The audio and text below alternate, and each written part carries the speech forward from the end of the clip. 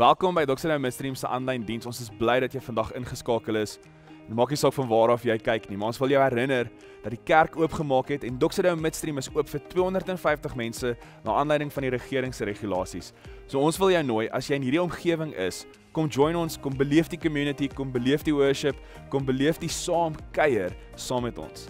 Ons is in die laaste week van ons follow reeks en ons glo dat jy ingeskakel het en in hierdie laaste 6 weke saam met ons gejourney het. Ons wil vir jou dankie sê dat jy gee in hierdie seisoen. Ons is dankbaar vir jou bydrae. En dit is so maklik soos om op ons webtuiste te gaan. As jy sou wou gee en wou bydra, op ons webtuiste te gaan en ons bankbesonderhede daar te kry, of jy kan wag tot die einde van hierdie diens en daar sal 'n QR-code op die skerm verskyn. Geniet die diens saam met ons en ons glo dat jy veranderd hier gaan wegstap.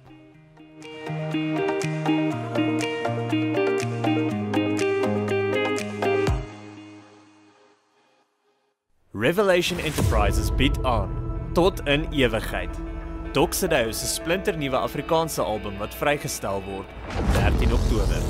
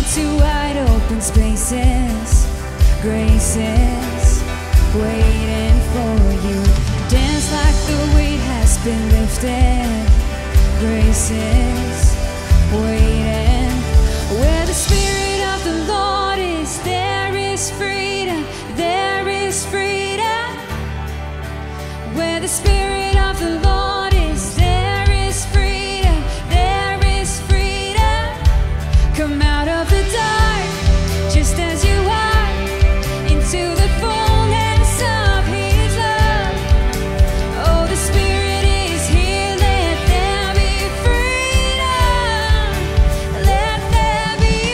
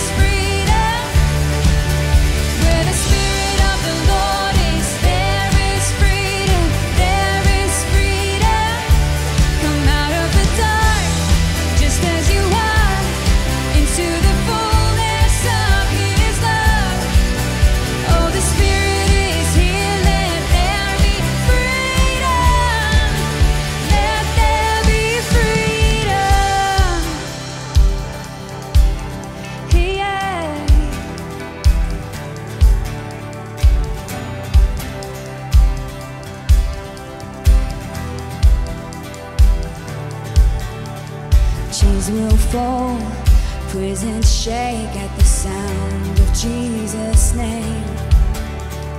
Life's made whole, hearts awake at the sound of Jesus' name. Chains will fall, prisons shake at the sound of Jesus' name. Life's made whole, hearts awake at the sound of Jesus' name.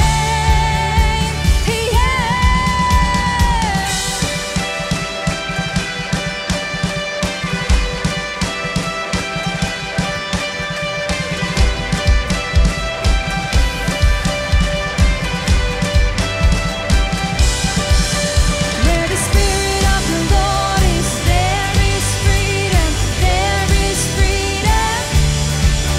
Where the Spirit of the Lord is, there is freedom, there is freedom. Come out of the dark, just as you are, into the fullness of His love. Oh, the Spirit is here, let there be freedom. Let there be freedom. Let there be freedom.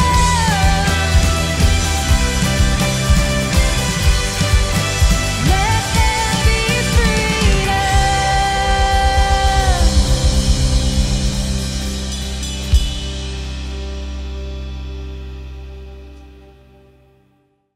Ons het saam met jou gekuier rondom hierdie reeks volhou vir 6 weke. Waar ons gesels het oor beginsels wat ek en jy in ons lewe moet inbou om eintlik in die voetspore van Jesus te kan stap. Want dis mos wat die woord disipelskap beteken. Disipelskap beteken, Here, leer my om te lewe. Leer my om te hoor, begelei my deur die lewe. Die beginsel van disipelskap is eintlik om so naby die rabbi se voete te wandel, dat sy stof wat hy, soos hy loop, dat daai stof op my voete kan kom. Ek wil by hom wees as hy leer. Ek wil sien hoe hy optree binne in sekere situasies. Soos die disipels het hulle saam met hom gekyk, hoe doen hy wonderwerke? Hoe bid hy vir iemand? Hy het om die kampvuur gesit en toegelaat, dat hulle saam kon sy hart optel, meer as net sy lering.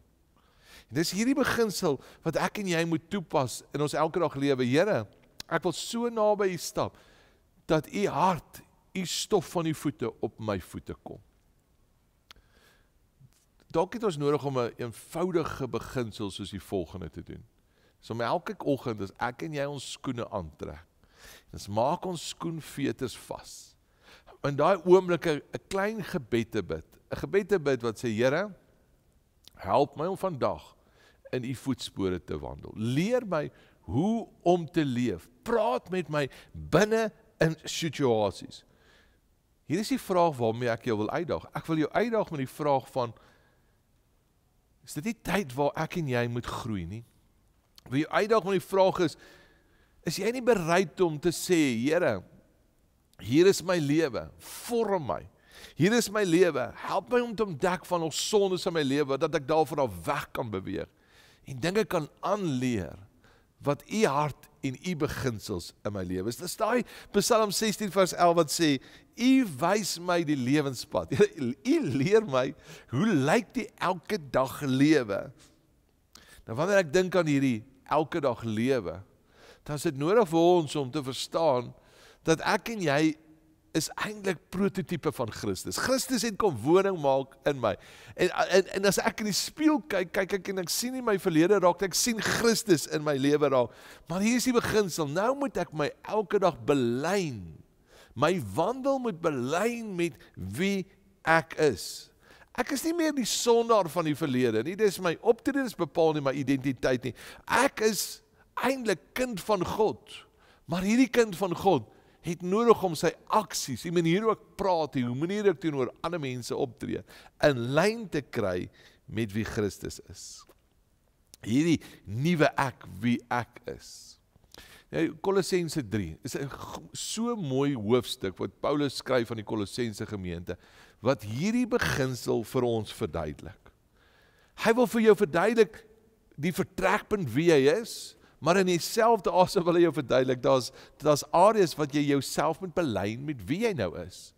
Vat byvoorbeeld net vers 1, hoe hy die hoofstuk inlei. Hy sê, aangesien julle saam met Christus tot 'n nuwe lewe opgewek is, dis wie jy is, streef na die dinge wat daarbo is in Christus. Hoor jy die twee goed? Ek is nie, maar nou begin Christus sy koninkryk in my lewe inbou, en nou begin ek streef. Daar is in my hart 'n begeerte om uitdrukking te gee aan hierdie nuwe ek. Net so 'n bietjie verder af, Kolossense 3 vers 9, praat hy daarvan, hy sê, julle het mos die vorige mens en sy praktyke soos klere uitgetrek. Hoor, die vorige mens is DNA, praktyke, die manier van optrede, die ou gewoontes. Hy sê, julle het hierdie uitgetrek. Tweede plek, hy sê, en 'n nuwe mens aangetrek. Hier is die eerste beginsel. Dis wie ek is. Ek het Christus aangetrek. Ek is 'n nuwe mens. Dis my identiteit. Hy sê, maar nou, hierdie nuwe mens, hoor nou wat hy verder sê, hierdie mens kry voortdurend nuwe insig, word verander en nuut gemaak om al hoe meer soos die Skepper te lyk. Stap 1, ek is bekleed met Christus. Dis my nuwe DNA. Stap 2, jy word voortdurend. Dis 'n lewenslange groeiproses om al hoe meer te verander na wie jy is. Hy sê jy word vernuwe om al hoe meer uitdrukking te kry aan Jesus wat in jou lewe kom woning maak het. Jou lewe moet al hoe meer lyk soos die Skepper. Hy het mos vir ons die voorbeeld gestel van ware lewe. Hoe lyk dit om in oorvloed te lewe? Hoe lyk 'n lewe van omgee en liefde en impak maak? En hy sê ek en jy moet verander om gedurend al hoe meer te lyk en te praat soos die Skepper. Kom ons begin net, maak gou daai twee fondasies vas. Die eerste fondasie is my identiteit. My identiteit is, ek is 'n nuwe mens, ek is 'n nuwe skepsel. Ek is bekleed met Christus. Dis hierdie eerste beginsel is eintlik die beginsel van assosiasie. Ek assosieer myself met wie ek is, want waarheen ek kyk, gaan ek groei. En dis veral by ons mans. Ons assosieer onsself so maklik met gebeurtenisse wat binne in ons lewe plaasgevind het. Dinge het gebeur en nou ek is gelyk aan die gebeurtenis. Kan ek jou help om net bietjie vir 'n oomblik anders te skuif? Kan jy die gebeurtenisse as 'n event blok en sê dit is goed wat in my lewe gebeur het. Dis nie wie ek is nie. Ek is nie gelyk aan die foute en die verkeerde besigheidsbesluite en hoe ek verkeerd teenoor my kinders opgetree het nie. Ek is nie dit nie. Ek assosieer my nie met events nie. Ek assosieer my met Christus. Dus ek is nie my verlede nie. Ek is geklee, 'n nuwe DNA. Ek is 'n beelddraer van Christus. Dis wie ek is. Die tweede plek is, hier is die vrouens mee is, in hierdie eerste vertrekpunt, hierdie fondasies wat ek en jy in ons lewe moet inbou. As begin kom Kolossense 3 en dan begin Paulus praat en hy sê, dis nie net 'n assosiasie nie, maar as ek ook verstaan dat ek in Christus is. Hy gebruik in vers 3, hy sê, julle is weggesteek in Christus, veilig binne in hom. Hy kom woning maak in jou, en jy kom woning maak in hom. Dis nie, as ek ophou en beter lewe, gaan hy nader aan my kom nie. Hy het kom woning maak in my. Dus jy kan nie groei, en jy kan nie verander uit jouself net nie. Hy moet in jou woon, hy moet jou die krag en die gewilligheid gee om te verander. Ek assosieer, ek is onvoorwaardelik aanvaar. Dis mos die area wat ons vroue so 'n bietjie meer stoei. Want jy weet mos, as 'n vriendin jou vir 2-3 dae nie gebel het en dan vra jy, "Jene maar, sy nou kwaad vir my. Stel sy nie meer belang in my nie." En dis dalk daai gevoel, daar's verwydering. En baie keer kyk ons dieselfde na Christus. Here, ek het nou lanklaas u gehoor praat. Dit voel vir my, u hoor my nie. Wat het ek verkeerd gedoen? Is hy nou weer ver van my? Hy sê, moenie jou kop soontoe vat. Kom by 'n plek as vertrekpunt waar jy jouself identifiseer. Hy is wie ek is. En jy self assosieer, maar in die tweede plek, by 'n plek om wat jy weet, ek is onvoorwaardelik aanvaar. Met hierdie as fondasie, begin Paulus, en hy sê, maar ek en jy het nodig om te groei. Hy gebruik woorde in vers 1, wat ons gelees het, Ek en jy het nodig om te streef, om al hoe meer uitdrukking te gee aan dit wat Christus se hartklop in ons lewe is. Daai vers 10, hy gebruik woorde, voortdurend deur moet ons groei. Ons moet gedurend verander om al hoe meer te lyk soos wat Jesus Christus is. Dis ek is gered. Ek is kind van God. Maar elke dag verander ek om meer te lyk soos Jesus. Dis wat ons noem geestelike volwassenheid. Volwassenheid om al hoe meer uitdrukking te gee in Jesus. Dit praat ons dan van geestelike groei, waar ek sy waardes en sy lewensbeginsels in my lewe begin inbou, en die ou goed en die ou praktyke begin uittrek binne in my lewe. Dis waar ek lewenslesse leer, geloof, selfbeheersing en dit deel maak van my lewe. Paulus begin oor die hoe groei ek skryf. En hy sê die eerste beginsel van groei is lê in die woord habitat. Die woord habitat is, hy sê laat die rykdom van alles wat Christus ons leer, julle leefstyl bepaal. Dis hy nooi jou in 'n spasie waar hy jou kan leer. Ek kom vanoggend met vroeg het ons 6 in ons mannesel gehad, en terwyl ons in ons mannesel gesels, sê hulle een van die beginsels wat hulle gevoel het, hulle help leer is oor die habitat, is om in die mannegroep te wees, is om gebedstyd te spandeer, in gebed in die woord, is om geestelike musiek in jou kar te luister, is om eintlik Sondag by mekaar te kom in die fellowship en die woord jou toe te laat om jou te laat groei.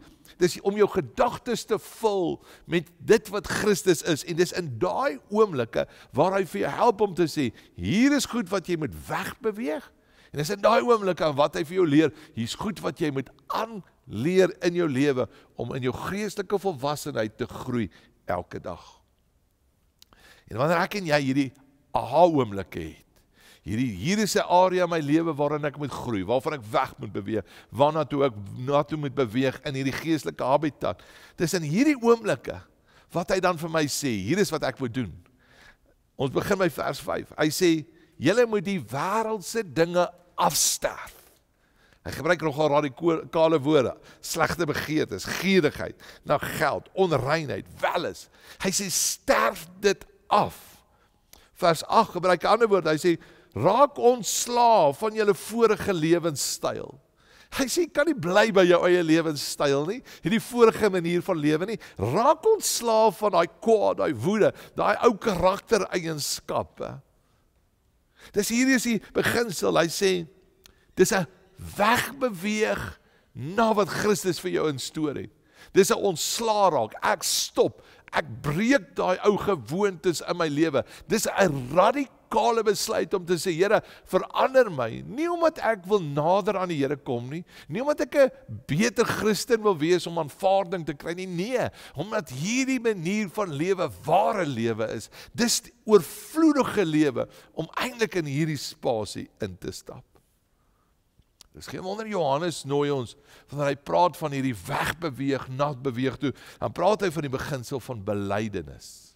Hy sê, hy praat hier met kinders van die Here, 1 Johannes 1 vers 9, hier is nie 'n bekering oomblik nie, hierdie is 'n verandering wat daagliks in my lewe moet plaas, want hy sê, as ons egter ons sondes bely, hy is getrou en regverdig, om ons sondes te vergewe, en ons skoon te maak van alles wat verkeerd is.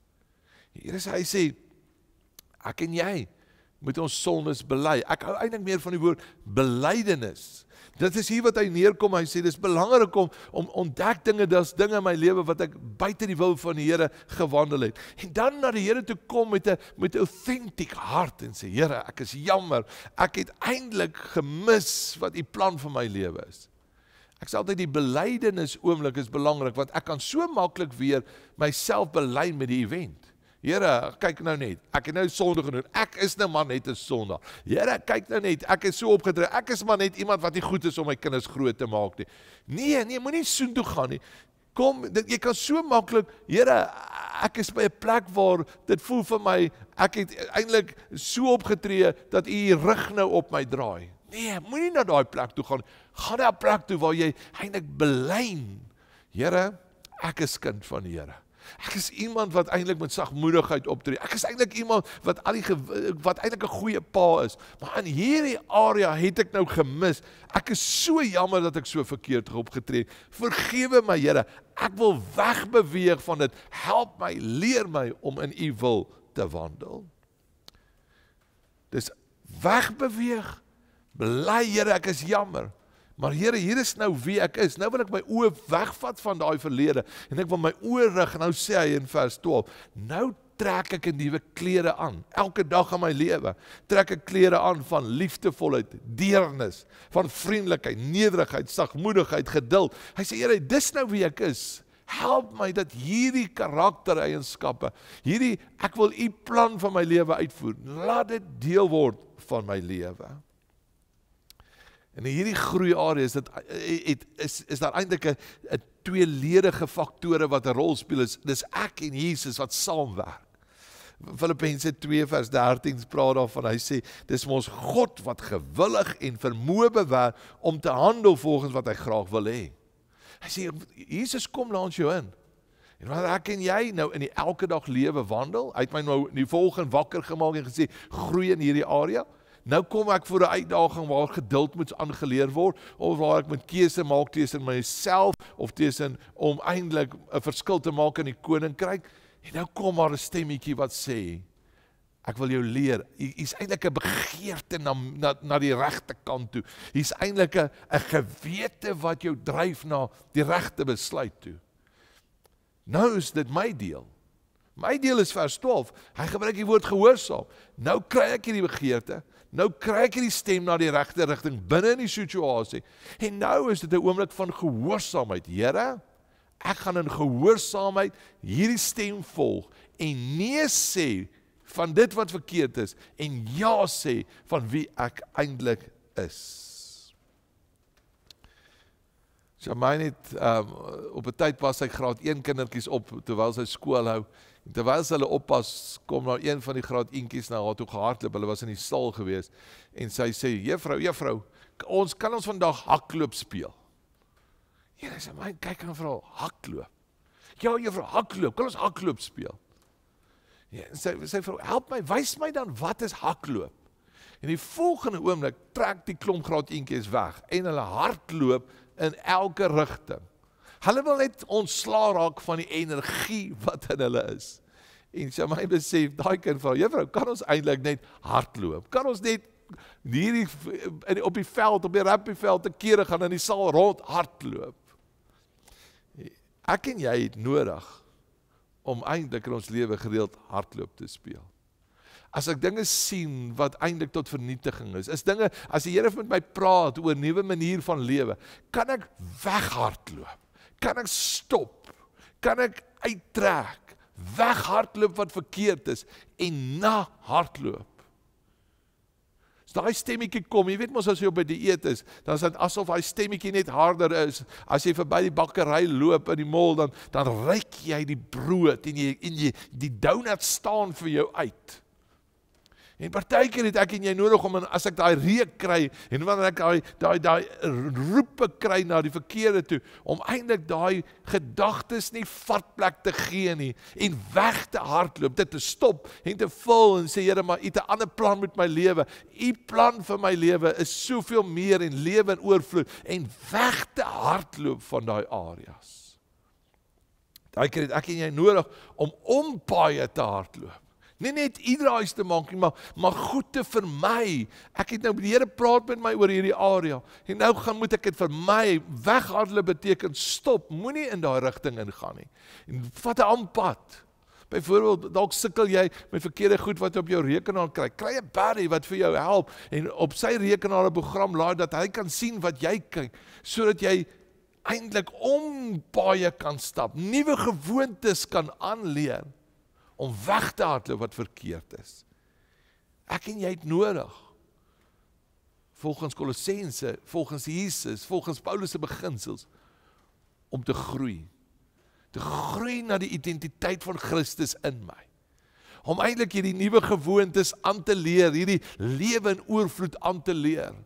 Te bely as dinge verkeerd is en my te belyn met waarheid, sodat die Christus in my alle meer in my elke dag lewe uitdrukking kan kry, sodat ek elke dag meer en meer kan lyk soos Jesus in my optrede, die manier hoe ek praat, sy karaktereienskappe, laat dit groei in my lewe. En dis my gebed. So ek wil hierdie reeks afsluit, waar ek jou uitnooi in 'n spasie van verhouding met hom. As jy nog nie in verhouding met hom staan nie, die beste besluit wat jy kan neem is om Jesus te volg. Ek wil vir jou bid. Ek wil vir jou bid wat in verhouding met hom staan, dat jy sal beleef in hierdie verhouding hoe hy jou sal leer oor die lewe. Here, ek wil bid vanoggend vir elke persoon wat na hierdie gedagte luister en kyk. Sal hy, as hy nog 'n persoon nog nie sy hart en lewe aan Jesus gegee het nie, sal hierdie 'n dag wees wat hulle sal sê, hier is my lewe, ek gee my hart en lewe aan Jesus Christus. Maar Here, vir hulle wat in verhouding met U staan, sal hulle aan die voete van Jesus 'n pad met U kom stap, dat U hulle kan leer oor die lewe, dat hulle kan groei, al hoe meer uitdrukking kan kry in die Christus wat in hulle lewe is. Laat ons saam met U in die voetspore van Jesus wandel, elke dag. Dis my gebed vir elke persoon in Jesus naam. Amen en amen.